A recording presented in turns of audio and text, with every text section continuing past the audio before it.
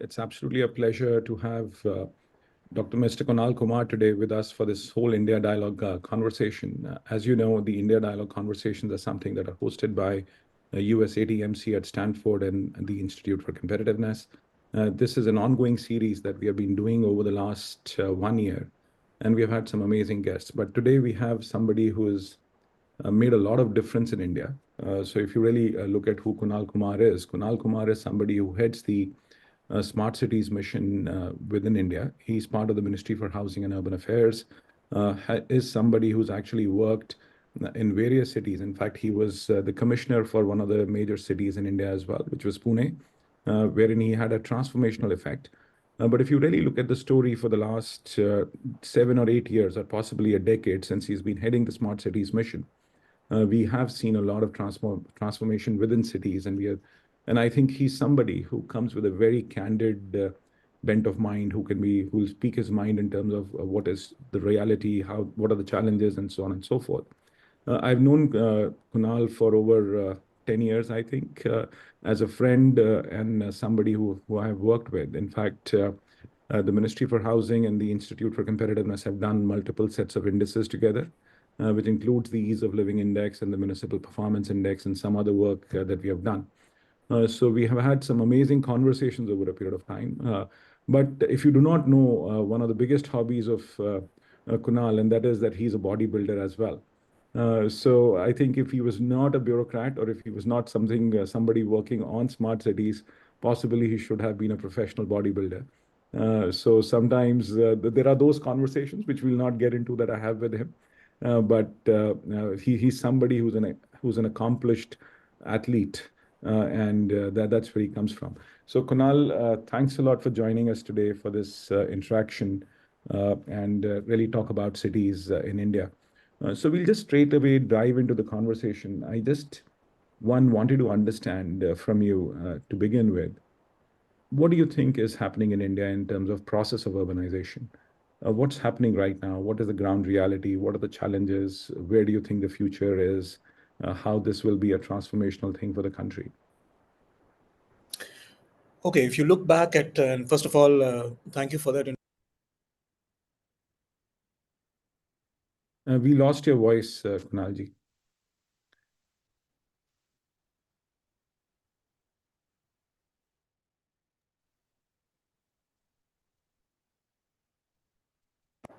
Is it there? Yes, we are good now. Okay. So yeah, so if you look back at India's journey from its independence from colonial rule, it's been about 75 years. And in 75 years, through multiple sources, the population in urban areas has increased by 40 crores, which is like 400 million people have been added to India's cities in the last 75 years. But what is going to happen in the next 25 is more than this. It's actually probably, conservatively, we can say that around 500, 550 million people will get added to India's urban population over the next 25, which means that whatever we have achieved as, whatever amount of people and number of people we were having in our urban areas in 75 years, the addition that happened is going to happen in the next 25. It's like tripling effect is going to happen.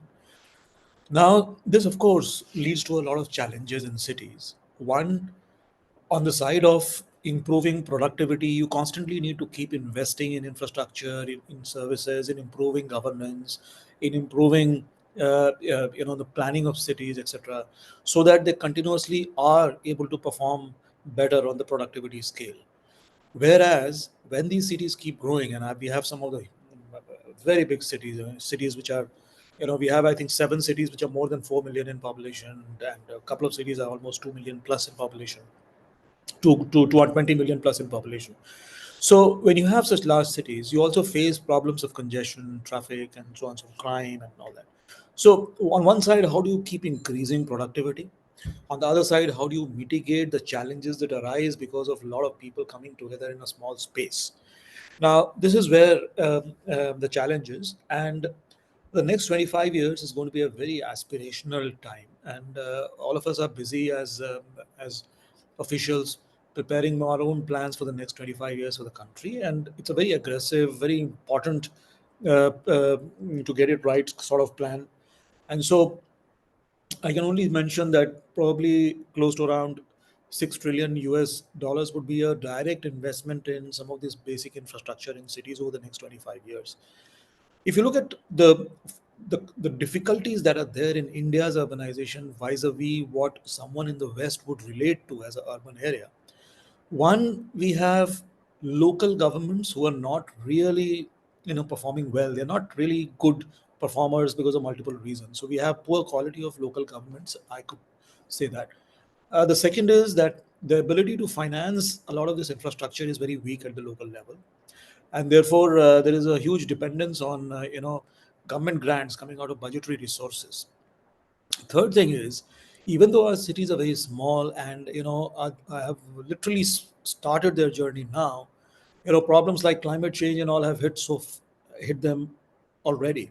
So if you have a city which is just beginning to expand, and it's going to be a bustling city because of the kind of opportunities it offers, the fact of life is that it's starting to struggle with climate change even earlier than others. So and of course, there are multiple other issues. So the point I'm making is that we have to look at India's urbanization in all this context, and we have to understand that probably the templates that have played out in multiple parts of the world in the past may not really apply.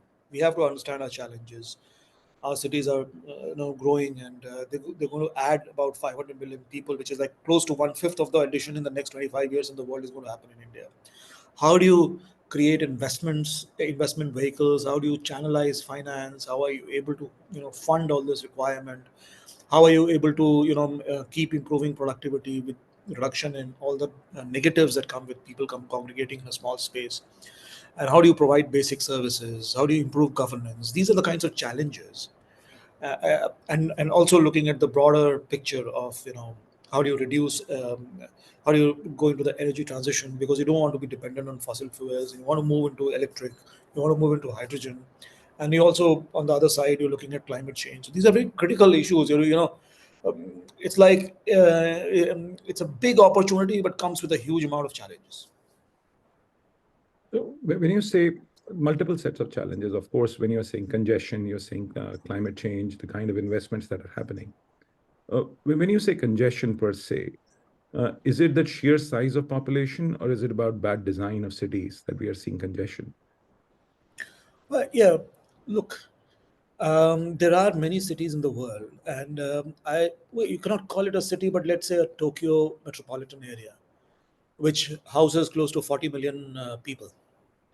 But you wouldn't say that at many points in the day, it is a congested place, because people can move around. There are multiple modes of transport, and the planning of the city is such that, or the metropolitan area is such that people can attend to work or go to small whatever they need to do in the day, and without getting into too much of congestion. So the point is, it's not the size of the city which will decide the congestion in the city. We've got a small city in the northeast part of the country. It's called Azol. It's less than 300,000 in population, and it faces traffic jams of more than 3 hours sometimes. Whereas there are better, bigger cities in the, let's say, in the western part of the country, where yes, there would be traffic jams, but because of the overpopulation, and in large times in the day there will be no traffic jams and so things like that. Although it's quite common, and probably this example doesn't hold. The point I'm making is, it's not about the size. Yes, size does matter, because you need to do more to be able to accommodate those many people and to provide for them in proper ways in planning and infrastructure. But at the end of the day, the game is infrastructure, and the game is your ability to cater to this population through your planning, through the ways you invest in infrastructure to be able to create public transport or transportation options for people, to develop land transport, and uh, public amenities in ways that people don't have to travel much. If you can create avenues for active living where people can bike to work, people cycle, people can walk to work, or maybe at a small distance take public transport. So then the congestion on the streets will come down, irrespective of the size of the city. So that's the journey that we have to undertake. As a country, we will have to see that we don't make the same mistakes that have happened in the past. We don't become a car dense country. We are able to provide for people in ways that they can live actively, they can reach their offices or places of play in quick time, they can walk, they can cycle, they have good access to public transport. There are housing facilities available for all kinds of people, and therefore it's not required that because you live in a city which is very expensive and you are a millennial, you will have to buy a house which is 20 kilometers away from the city center and drive in and out every day to your job. If you can provide housing options within the city for that kind of population, then one, your city grows because it's directly proportional to economic output, and the second is, of course, your congestion goes down. So the multiple reasons and multiple ways in this has to be looked at. It's not a unidimensional problem at all. So, Kunal, this is a very interesting thing that you're talking about. Let's go deeper into understanding the development of cities. So, if you really talk about New York of 1920s, it was possibly one of the filthiest, one of the most congested locations in the world. To what they've been able to do, wherein there has been that free movement of people, or that at least what you're calling as multimodal transportation that has happened.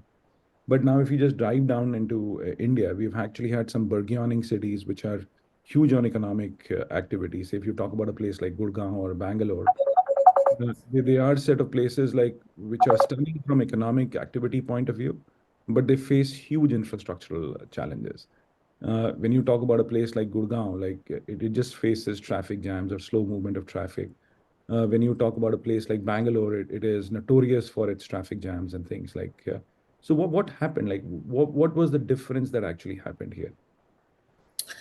I think if you look at the problem in our one of the things that we have to realize is that when we became independent and around that time, most of the laws that we sort of the laws that we are currently operational upon were tinkered versions of laws that came from mostly the British laws. And so, if you look at most of our town planning laws, these are laws which do not reflect the realities of our cities and basically are not able to accommodate the kind of growth our cities have. And therefore, if you follow a plan which is built on an erroneous assumption, then of course you will end up creating a city which will not be able to cater to its population because it's devoid of reality. A place is not supposed to follow a plan. A plan is supposed to follow a place. So if a place is growing in a particular way, the plan should be able to sense it. Planners should be able to sense it and should be able to cater to planning in a way that accommodates that growth. So that's not been one of the reasons, and that's not happened. The second, of course, because as I mentioned, our local governments have not really been very strong, and which means that their ability to fund their requirements has been weak. Normally what should happen, the way the alchemy should happen is that when people come into a city and businesses come into a city, they would definitely pay taxes to the local body for providing services, and from those taxes the local body would do some improvement in the city which will attract further people into the city, further companies into the city, which will get it more taxes, which will get deployed as more infrastructure and good quality services, which will get more people, and this virtuous cycle should go on. But if you look at Bangalore, its GDP has expanded by, let's say, 10 times over the last 20 years. But have the revenues of the municipal body also expanded in the same way? No. So somewhere the urban alchemy has been broken, where the activity in the city, the economic activity that is happening in the city, is not contributing to the coffers of the municipal corporation. And in that case, it's not really getting then therefore deployed in the city as infrastructure which is required for public transport and stuff, which is where the vacuum is what you feel, and therefore you see that the economy has grown, but the ability of the municipal corporation to feed that economy with the right kind of public transport infrastructure, etc., is poor. And the same thing is happening in Gurgaon. If you look at Gurgaon, private enterprise has boomed, and all the private enterprise that has come up has really not paid for its own. You have to build roads, you have to build good quality drainage systems. If you have taller buildings, in fact, the requirements for water, drainage, sewerage networks, good quality air quality systems, public transport, walkability increases even more. Your inability to pay for all that because of various reasons and flaws and less empowerment of our local bodies to be able to tap into the resources created by the economic growth have led to this scenario as well. And of course, it's a once you get into something like this, then talented people don't want to come into municipal corporations, even if you want to give market salaries and pay 10 times the salaries that probably he would be offered in another place. A person, or he or she, won't be interested in coming and working for the municipal corporation, because they know that a talented person, a person who's creative, who wants to do something, needs degrees of freedom. And if degrees of freedom are not given to the municipality in sense of empowerment, then it doesn't get those right set of people as well. And therefore it works with suboptimal people, creates suboptimal finance, creates suboptimal solutions which are not able to cater to the needs of people. So this is how it plays out actually. So, but we have had some constitutional amendments, if I remember it correctly, the 72nd and the 73rd Amendment, which wanted to devolve a lot of powers to the cities or the municipal corporations. Have those amendments not really come into action, or there are some issues that still need to be resolved on that? Yeah. So if you look at it's not the 72nd and 73rd, it's 74th, which applies to the Okay. urban local bodies. The 73rd applied to the village panchayats. So if you look at the 74th Amendment, it says that it basically adds another schedule to the Constitution called the 12th Schedule, which has 18 functions. And these 18 functions, the way it mentions, the amendment mentions, is the states may devolve. Now, the word may has killed a lot of the fun in that amendment, because it's been at the discretion of state governments how many they would actually end up evolving. If you look at economic planning, if you look at social planning, all of those are mentioned in those 18. But hardly any of our cities do economic planning. In fact, these are more esoteric in nature, so to say, because even the basic functions are not provided to the municipalities. At the best, we've got some surveys which was done by the Auditor General's office. It seems that mostly the average is about 6 to 7 services that has been actually out of those 18, which have been really devolved to the municipalities. Of course, greater in some states and even poorer in others, which is why the average is something like this. So, one, this devolution has been on paper because it has happened. It could have been much better if the provisions were stronger and were actually affected, and then you could have had empowered bodies which would have, over a period of time, by learning, by doing, have created capacity for themselves to deliver better infrastructure, to create more finance for themselves, and therefore create that virtuous cycle that we're talking about. So that's fascinating in terms of like how the amendment was actually worded and how it actually created an effect. But just moving on, like, but then in terms of say designing of cities, if you really look at Gurgaon itself, there is a whole huge acquisitions that actually flow through, and that says that within Gurgaon it was actually built on marshy land, or it killed a lot of water bodies and so on and so forth. So possibly there has been some environmental issues within development of cities as well, especially say Gurgaon itself, or maybe other cities in the country itself. Because right now the biggest issue that cities are facing, and that when you started talking about climate change, is issue of water. Gurgaon is actually facing a water crisis of sorts. Bangalore is facing a crisis of sorts. So why is that happening as well? Because it should not have happened. If I really look at, say, the development of cities across the world, in US, what you would notice is that if you do not have water in a city for a certain amount of population, for 100 years, you will not develop that city. But why is it that we are facing that sorts of issues on infrastructure? One is, of course, movement of people, but there are those basic issues as well, which we are seeing are becoming a problem or a challenge. But the more you ask these questions, Amir, the more you start to see that these are all symptoms of a larger problem. um, you know, your inability to invest in water infrastructure, to be able to plan for water security. Uh, the it would be, at this juncture, at least in this period in history, it would be foolish to say that we did not sense that our city will grow like this, because you have enough technology and data and a lot of different mechanisms to be able to model the growth of cities. So if you're able to model the growth of cities, you know that the population may, your models could go wrong, but they will not go wrong 80%, they will actually go wrong 20%. So you would, by 80% accuracy, be able to predict that your city would look like this in 2025 and could look like this in 2030, could look like this in 2035, which means that our water requirements are going to go up this much, which means that this is the investment that we need to make backward calculating on this date and this amount, which is why we need to raise this many finances, bring a team of people who are able to execute these jobs, and our ability to then create those infrastructure and manage them. Now, all this is very easy to talk about. It's not happened. It's not happened because this kind of ability, as I mentioned in my previous answer, doesn't exist in municipalities, because this kind of people, this requires good amount of good people in data science, good people in maybe management of digital technologies, using forecasting tools, methods, econometric modeling, and then being able to create plans on water, and then maybe use geographical information systems to actually see where water sources are, and then create a plan and then execute it. And of course, on top of all this, beyond all this, is to able to your ability to finance it either through the corporate market, the bond market, or you could finance it through grants, or you could finance it through a mix of various financial instruments.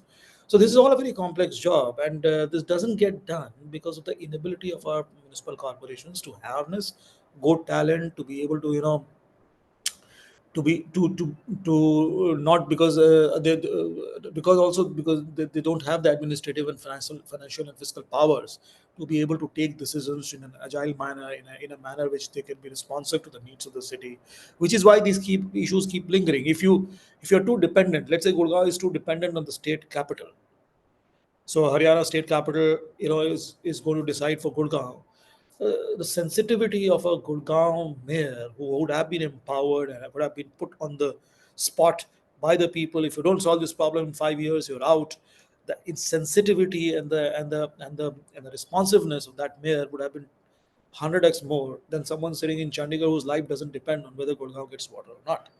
So this is where the problem lies. The core problem is there, and therefore all these things that you see, whether shortage of public transport, shortage of water, poor planning, or maybe poor housing, all these then start to reflect symptom. They basically become symptoms of the larger problem.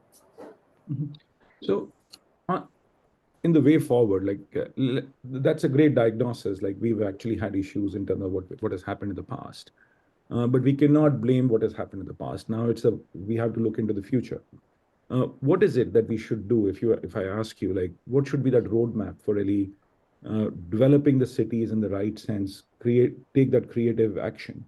So one is, of course, you need to have those forecasters, you need to have that right planning. But what more can be done for the future so that our cities become resilient, sustainable, and are places which are going to be which exude a certain quality of life? Yeah, so that is the fundamental question that we all should be at the moment thinking. And this is, the city is not going to stop for us for experimentation. These are live cities, bustling and growing by the day. So all our experimentation needs to happen in real time. The advantage with a country like ours is that probably, because of the size of the country, and the diversity of the country, we have different kinds of flavors of this problem and different manifestations of how cities function in different parts of the country. We could probably pick up some of these and set up experimental uh, methodologies where we could test out some of the ideas in creating capacity within cities, and a certain amount of risk would have to be taken in, and that risk would have to be backed by strong instruments of accountability and transparency, so that when autonomy is given, because it's backed by accountability and proper transparency mechanisms, you would expect things to go right. Sometimes things will still go wrong, but that's how the nature of the thing is. Everyone learns uh, through these things. And I think a particular kind of testing ground in one part of the country, another kind of testing ground in another part of the country, you could test out ideas. Ultimately, I think there are two big problems that I think we need to solve. One is the problem of fragmentation. If you look at public transport, for example, public transport essentially is a multi-department function. Some department runs the buses, some other department fixes the tariff at which the buses will charge commuters. Somebody else regulates traffic. It's called traffic police. There is a district magistrate who fixes, provisions for a lot of regulatory provisions for this kind of public transport. There is an RTO which actually registers the buses and looks after that issue. There are transport operators who actually run the buses. Now, if you look at, if these are different departments, imagine the kind of hell you have to go through to coordinate. So this is the fragmentation I'm talking about. One single function is fragmented into so many departments. This is horizontal fragmentation. There is another kind of fragmentation which is vertical fragmentation. So within the same organization also, X function is done by someone else, Y function is done by somebody else, and something else is done by somebody else, and some level of that function goes to someone else. Let's say if it is an approval less than $100 million, it'll go to someone else. If it's 550 million, it'll go to someone. It's all complicated. So our experimentation has to succeed in defragmenting the urban ecosystem in cities. Somehow we have to find a solution for that. The second problem that we need to solve, as I said, two of the biggest problems, and the second problem is this accountability problem. If you look at who is accountable to the citizen, it is the elected representative, which is the mayor and the council. But the mayor and council have no powers. And there is this huge debate in the country that mayors should be directly elected, as are there in many parts of the world. My dear, there are directly elected mayors in UP. They've survived for 5 years, have done nothing because you can directly elect a mayor, but if you don't empower that person with doing something, then there's the good for nothing. So the thing is, it's not about the form. It's not about the form, whether it is a directly elected this kind, or it's a council, or it's a city manager, or whatever. The thing is accountability. Whatever the form of the institution, it should be accountable to the people. How do you create that accountability? Well, if there is a problem of water, as you talked about, then whoever is in charge of the functioning of the city as a political executive, his or her life should depend on the ability to solve that problem. And that cannot happen when you don't have powers to choose your staff, the kind of expertise that you need in the system. You cannot fire a person who doesn't perform. You cannot hire a person from the market at any kind of rates. You cannot decide on contracts. You cannot finalize plans. You have to take approvals from the state governments. It will not happen. So it's not only important about creating an accountable institution, but to also give it powers to be able to, when it's pushed by the people, because it's accountable, it's able to respond because of its abilities to respond, because of the degrees of freedom and autonomy that is given to it.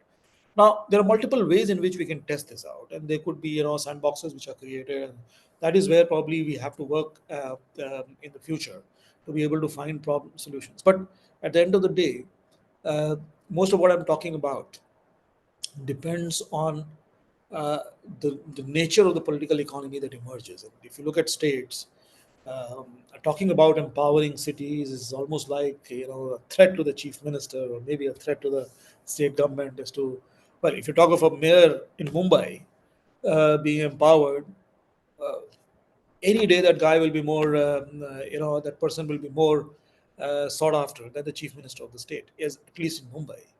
And that is going to be the state of affairs. Now, whether the chief minister of Mumbai is going to sign on a document and create an experimentation to let that happen is something that is beyond all the discussion that I've done, and I don't know how that's going to happen. Um, but these are real challenges. Yes. So, So just to conclude, there could be short, quick measures. There could be some medium measures. There could be tough measures. So tough measures are like empowering and changing, and making an amendment to the constitution and creating completely different systems. There could be medium solutions where you can create a consortium of municipalities and they can go to the market and then raise finances and stuff like that. Or there could be simpler solutions where just empower a few things to the local body and start doing things. So at varied levels of experimentation, some quick ones, some medium ones, some tough ones, all of them need to be sort of explored in a country to be able to find a right solution to the problem. so like you make a very interesting point, but that could be very difficult from a political viewpoint itself. Would a chief minister want to actually empower the mayor or not? Because it could actually open a very interesting Pandora's box itself. Because devolution of power is something which a lot of people might not want to do or might not like. That's what I'm saying. So we may not probably get that happening uh, in the entire country, maybe not in the entire state, but one probably we can hope for a couple of experimental pilots in some places where the efficacy of the system can be tested. Or else you could look at simpler solutions and medium simple solutions, medium hard solutions, and wicked hard solutions. So you could look at simple and medium hard solutions, and then graduate towards the tough ones going forward. At the end of the day, uh, in a democracy, it has to be the people who decide the agenda, and sooner than later, the agenda that you and me are discussing will have to become the agenda of the people. And I think that is the time that this change will happen. Political economy would respond when this becomes the agenda of the people. How that happens and whether that would happen today or tomorrow or maybe 5 years down the line, I'm neither a sociologist nor an astrologer to be able to predict. But it is bound to happen over a period of time. I'm sure people will start demanding for these things, and things will change. But like let's take back, let's go back to this very important point on accountability. I do see that at least within Mahua, you have driven two of very interesting projects, which was to drive accountability itself, and at least the indices that were done, especially there were three indices which I think are just amazing body of work, which manage or what do you call, which look at cities and how they're performing. One was, of course, the cleanliness rankings, the municipal performance ranking, and the ease of living rankings, which was a fairly interesting body of work to really tell cities where they stand, what they need to do. And they were, and I'm sure you've seen some positive impact of those set of things, but they were centrally run set of initiatives. So, if you look at how the system in India is, it's a three-level system. You have the federal level, which is the central level, the government of India. You have the states or the provinces, as you may call it, in other parts of the world. And the third tier is the city, which actually got recognized as the third tier from the 74th Amendment, which happened in 1992. So these are three layers of government. Now, the indices that you're talking about are indices that the government of India has created, and it uses it to actually rank and compare and create a healthy competition amongst various cities who participate on those indices. Now, if you look at the genesis, if you look at how this has happened, till about 2005, before the National Urban Renewal Mission came, there was hardly any investment in the urban sector from the government of India, because it's largely a state subject, and till that point of time, the government of India had actually not really invested much, and it was left to the states and cities to manage themselves. 2005 onwards, NURM came, and then 2014 onwards, it really multiplied into multiple programs: the Smart Cities program, the Amrit program, the Cleanliness Mission program, the Housing for All program, and so many different programs came out. So what has happened is the government of India's investment in the system has risen very fast. And when someone is investing so much in the system, you need to also monitor whether you're able to achieve outcomes or not. So it is in this background these the indices were conceived. That at one point of time, the central government grants in 2005 were less than 3%. Today, if you look at, close to 30% of the funding that happens for infrastructure in cities is done by the central government. So over two decades is risen tenfold. And so the government of India is also concerned, and therefore these indices. Now, these indices go a good distance, but still have their own limitations. One, in an index, you measure what you can measure. You sometimes are not able to measure what is important. Like, you can measure the number of schools, you can measure the number of teachers, you can measure the number of children in the school, attendance, everything. But would you be able to, with all certainty, say that the quality of education is this way or that way? It's a very difficult thing. It's a very survey based, very personal interaction based thing, which cannot be done through a national index. So there are limitations, and plus the other limitation is that as a index, it's fine to have a city on particular rank in the index, but in order to improve the rank in the index, in order to perform well, you need to be accountable. So if the accountability is not there and nobody is pushing you to increase your ranks, yeah, the government of India uses these indices as a perfect management tool, and this is how we push cities to perform better, because we are deploying investments in cities, as a ministry, and we would like that investment to create maximum outputs. So we create this management tool called an index and use it to, name and shame, and create this healthy competition, which is why we push cities to do better. And as a corollary, our investments make much more benefits to people on the ground. So this works fantastically well, but it can only go some distance, because at the end of the day, the tougher decisions, the more qualitative change, the bigger change won't happen unless there is push from the ground up. And even if there is push, as I said, if these are organizations and these people are, I mean, there are so many different departments who cater to something like an ease of living index will literally be 27, 30 departments which actually do work. If they work better, then the ease of living index rank improves. So ability to work together, coordinate, be a coherent city government. It's like a whole of government approach. For that to happen, different mechanism needs to come up, which is when these indices will become even more effective. Or maybe the point is at that moment you will not need these indices as management tools. Hmm. Fascinating. But so just moving ahead, like in terms of say economic activity and things, you're somebody who's been absolutely fascinated by the economic development of cities, and we've had conversations on that. What do you think needs to be done for the future in terms of understanding the economic development or economic trajectory of cities? Because that is going to be one important element for the future.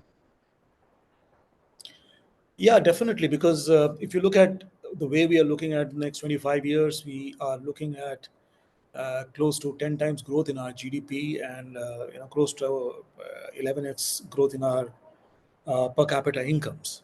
And the correlation is quite evident that almost two-thirds of, if you look at if you look at the Indian situation, two-thirds of this GDP comes from its cities, whereas less than half the population, half the labor force is in cities, less than half the labor force is in cities, but two-thirds of the economic output of the country comes from cities.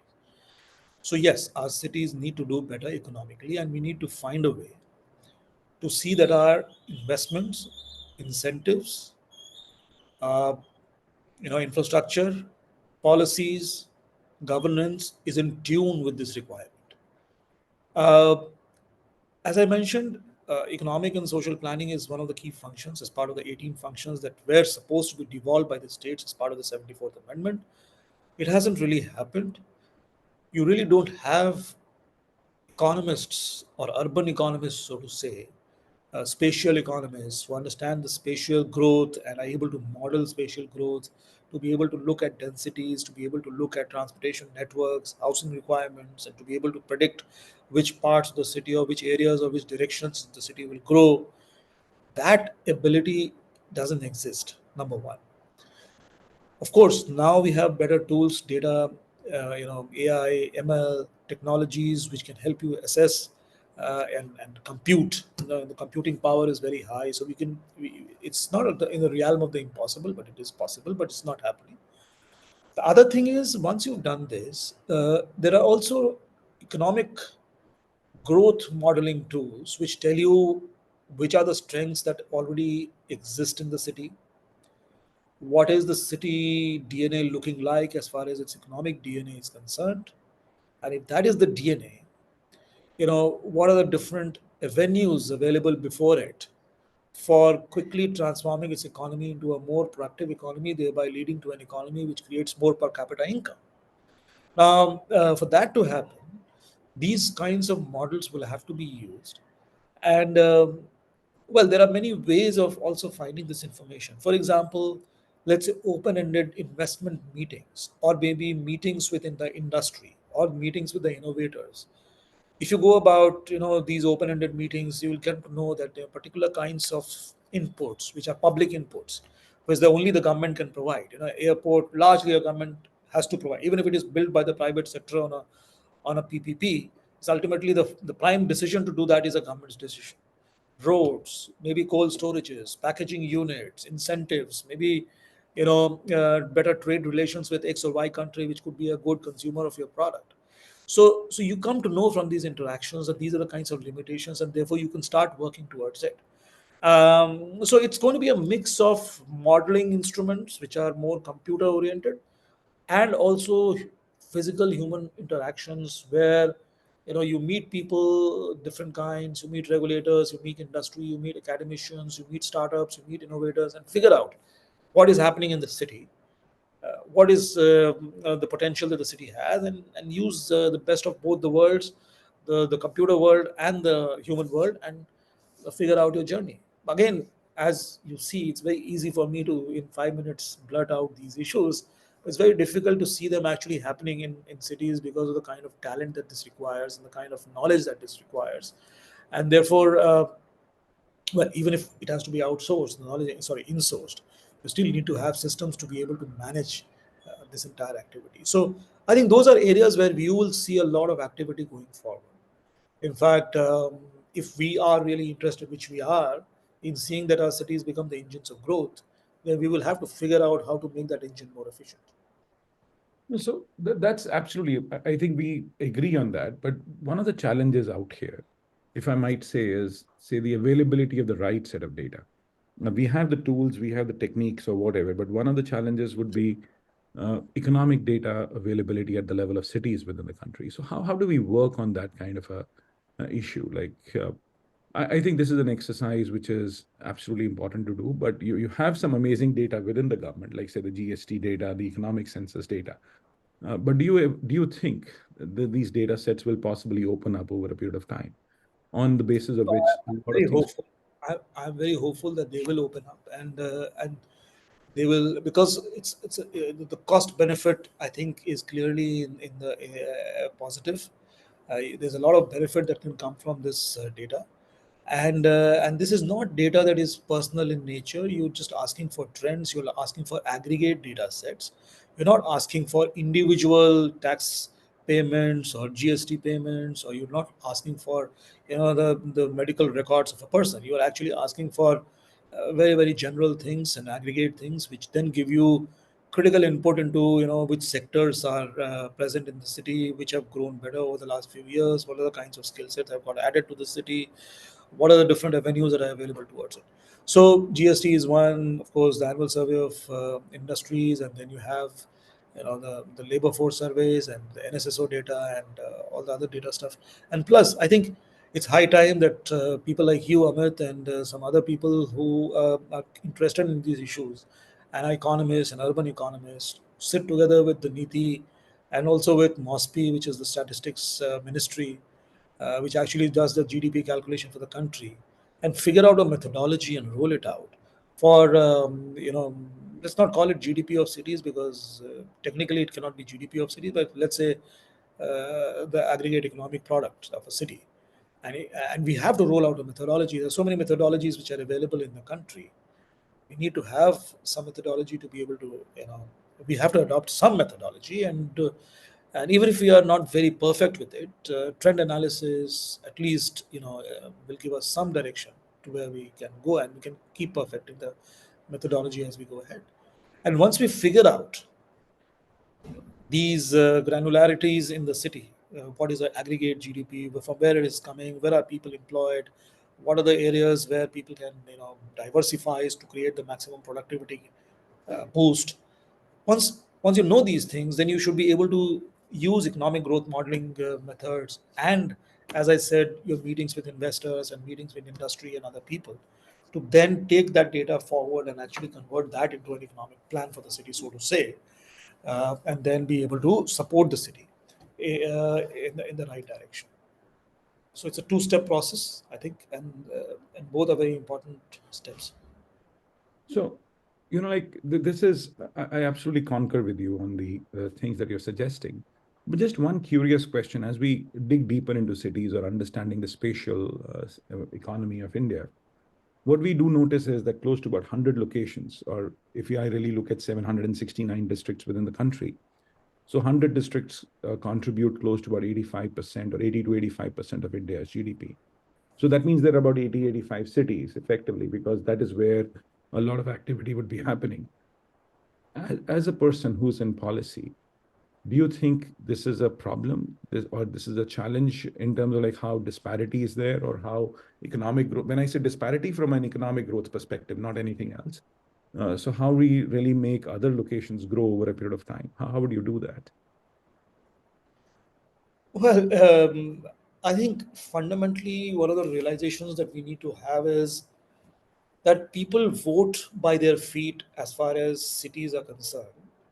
And the more people moving into a city means that there is certain something in the water in the city which is making it more productive or more lucrative to be in than any other city. Now, if we artificially want to plan growth of a city where people don't want to move in, I don't know how much success we will get. I don't think we will get success. And revert, actually, what will happen is that investment, if it had gone in an area where people are moving in, maybe the productivity levels would have risen higher, and maybe whatever revenues came out for the government from that growth could have actually developed the other place which doesn't have people move in much better than actually putting in the primary investment in those places, and then even losing out on the productivity boost that could have happened in, when you had invested in the better place. So so then what happens to people in those smaller cities or those cities which don't seem to have a good future? Now, in all countries, you will have, let's say, even in the United States, there will be some pockets which actually, if you add together, produce the entire GDP of the country, and the rest of the areas, could be geographical area wise, could be even a, 80-20, where 20% of the geographical area produces 100% of the GDP, almost 100% of the GDP. So it's never going to happen that all cities are going to equally flourish. When we say that 500 million people are going to get added to India's cities in the next 25 years, we don't mean that, slice it 5,000 cities divided by 500 million by 5,000, and each city will get that much population. It's not going to happen. Some cities will diminish, some cities will actually go up, and our ability to allow that is actually also a game changer. If you artificially keep pushing investments into a place which is not going to work, it's going to be a investment in the wrong place, and plus an opportunity cost, because you could actually have deterred the development in a place where it could have actually happened. Now, the point for these places, if I were to take a call, is basically there are two kinds of investments we have to make. One is this investment that we talked about, infrastructure investments, financial investments, and they should definitely go into the places which are working for people. But the kind of investments that should go into places which are not working for people, I would term them as killing investments. So, a lot of emphasis on improving capacities of people in those areas would actually help those cities in two ways. One, maybe that attracts economic activity to the city. Even if it doesn't attract economic activity to that particular city, skilled people may find jobs in other cities, and therefore will be able to successfully migrate out of a non-performing city into a city where they can actually get meaningful employment. So either ways, it supports the people in that city. Either it gets economic activity and that becomes the ignition, the spark plug for something to happen because you now have skill sets, or you could actually get people move out of that city into meaningful employment. Both ways, it serves the people better. Mhm. And if I may ask, like last couple of questions, because our time is coming to a close. Like India has this aspiration of being a developed economy by 2047.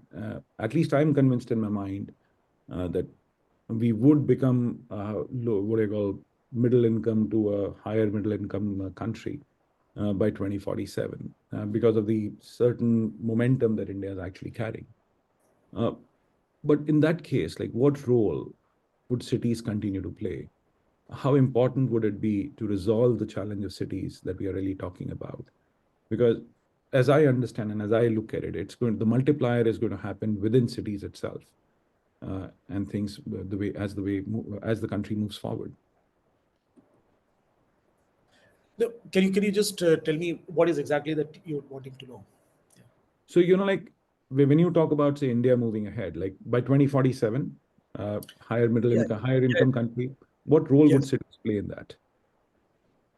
Well, as I mentioned, the cities actually are the two-thirds of the GDP comes from the cities. The revenues which the government gets in the form of GST, direct taxes in the form of income tax, and so forth, come from these cities, and then it gets deployed to other parts of the country as well. So, in a way, cities doing well is not only good for themselves, cities doing well is also good for the rural hinterland because they create the revenues which actually create infrastructure in those areas as well. The second thing is that we would look at our cities now getting more engaged with global value chains, and we should be able to network into a lot of the sort of supply networks and stuff which are now afresh getting created because of geopolitical issues. Ability of our cities to be able to cater to that opportunity, grasp that opportunity is important to be able to attract investments. Some of our cities are doing that very well. You can see cities like Hyderabad, Pune, Mumbai, Bangalore, Chennai, and parts between Hyderabad and Chennai and close to between Chennai and Bangalore. All those areas are flourishing and getting a lot of investments from outside, but that is not happening in other cities. So the ability of our cities to be able to do that, to be able to first of all sense their economy through the methodology of knowing a economic product and its granular details, to be able to plan for it, to be able to plan for better productivity going forward in the future, their empowerment to be able to raise finances in different ways to cater to the needs of the population. All of this is going to be important. And business as usual is not going to lead us anywhere, because if you look at a simple mathematic, the current investment in our cities aggregated together annually seems to be around 35 to 40 billion dollars, and this is a capex. Now, if you look at the requirements to be the kind of economy you want to be in 2047, the growth rate predicted in this is close to 19% per year, and that's a very tall order. If you look at the history, even in the last 10 years, this growth hasn't exceeded more than 2 to 3%. And there, even despite the fact that the growth has been, the absolute numbers, the jump in absolute numbers has been 10x. So the point I'm making is it's not an easy battle before you financially. And therefore, what also will drive our cities in the future is our ability to provide the same kind of resource or same kind of infrastructure, but with newer and innovative templates through what I call the affordable excellence models. If you look at a mobile phone, mobile phone is an affordable medium of communication. It is available with the richest of the richest and the poorest of the poor, and it's an excellent medium of communication. So if it's affordable, it's excellent. We need mobile phone equivalents in infrastructure. We need mobile phone equivalents in public transport. We need mobile phone equivalents in water, sanitation, and there is a growing innovation community within our country. We have to figure out a way of creating our own templates instead of depending on borrowed knowledge, create our own imagination and use that imagination in creating knowledge which is useful for our country, which is able to give us the same output in an affordable, excellent way, so that we are able to meet these challenges without really talking of hypothetical growth rates and finances is not going to happen.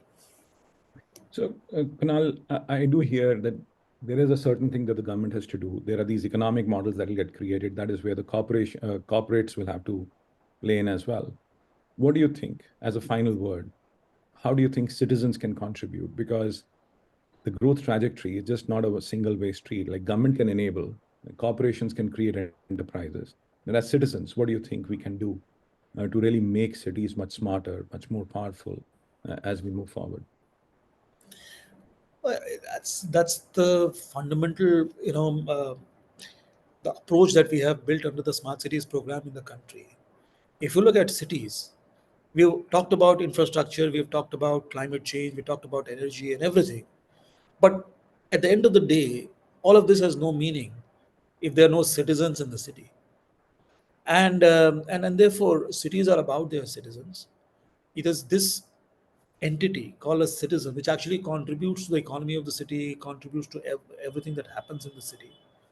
And as I said, people vote with their feet, and they find an opportunity. They come together. They find a way to cooperate, to work with each other, and evolve in the city. And in turn, because they come together, theaters get built.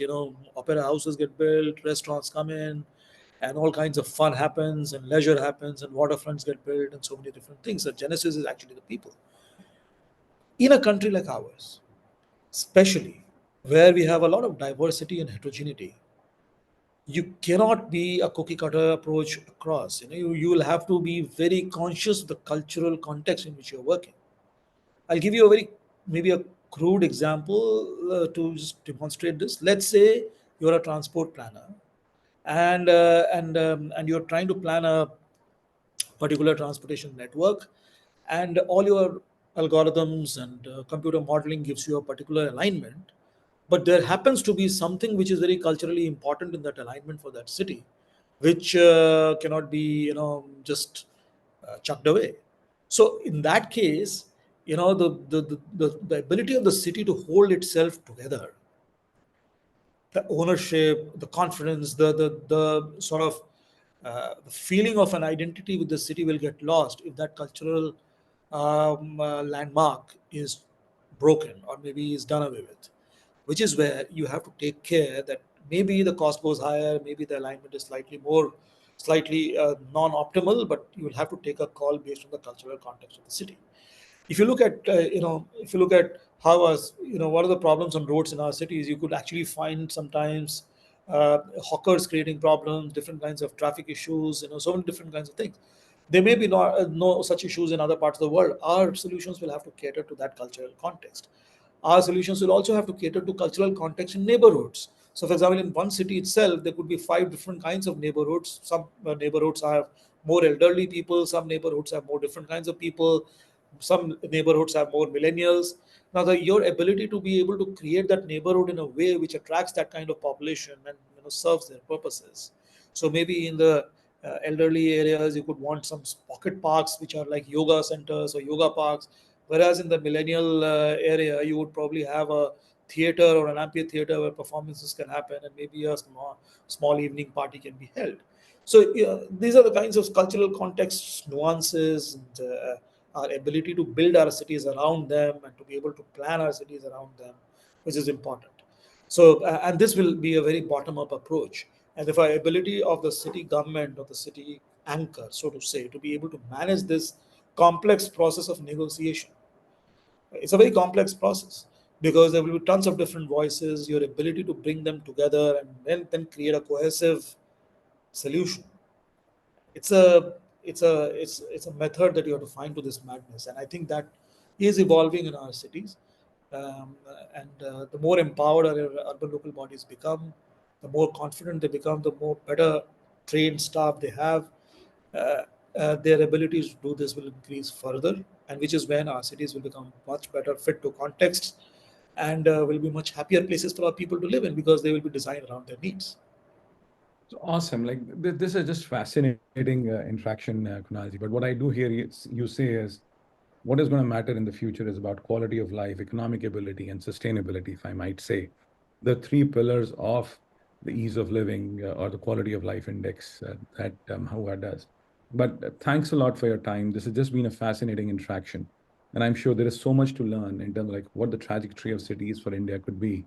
What are the challenges and what are the opportunities? Thanks once again for your time and have a good day. Thank you. Thank you, Amit, and come back to India and create these models. Absolutely, absolutely. Looking forward to it. Looking forward. Thank you. Okay, all the best. Thank you so much. It was Bye-bye. fun to be with you. Thank you, sir.